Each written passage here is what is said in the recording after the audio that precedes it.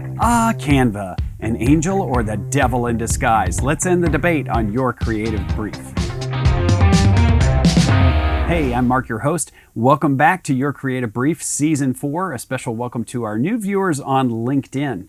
I am a creative director, pro photographer, visual storyteller of sorts, and I love giving you quick, actionable tips based on today's trending brands and marketing campaigns. The key insight for this episode is whether you're using Canva or Adobe's counterpart called Adobe Express to do creative design work like social media posts, it's perfectly fine and acceptable as long as you are using the brand kit feature. So let's have a little fun unpacking the whole controversy here. My LinkedIn feed is filled with peer creative agencies and fellow designers who are outraged that somebody at a company or nonprofit would use an inferior tool like Canva. And I think what we need to do is put ourselves in their shoes and realize when they have somebody come down the hall and say, I need this creative today, they don't have the time to put together the budget or to reach out to an agency and wait for an agency and proof and get sign-offs to do something. They need to do it today.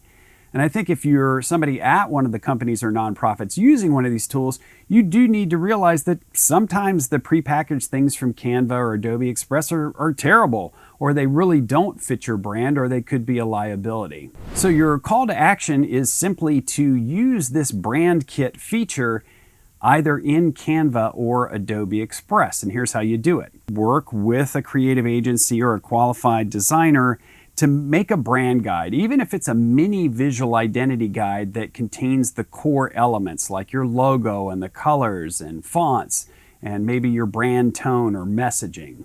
Then I'd recommend having the agency or designer populate your brand kit in Canva or Adobe Express. I'll show you an example here from Pine Creek at 17, which is one of my clients.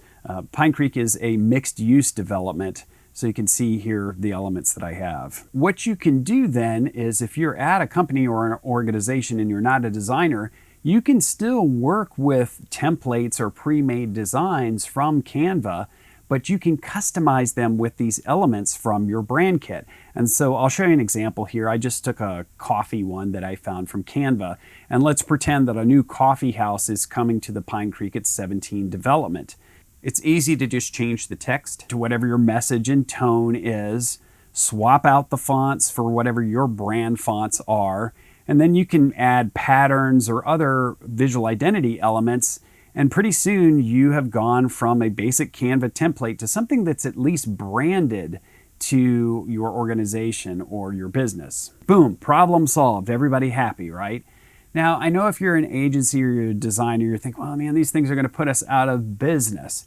And that just doesn't have to be the case. And in fact, in future episodes, I'm going to show you how you're going to be able to let these companies know how indispensable that you are on more strategic and creative things that they're not going to be able to handle in-house. So I hope you'll follow or subscribe to catch these episodes. If you have questions or you feel kind of stuck with all this, please leave me a comment or reach out to me directly. I love to be a resource to you.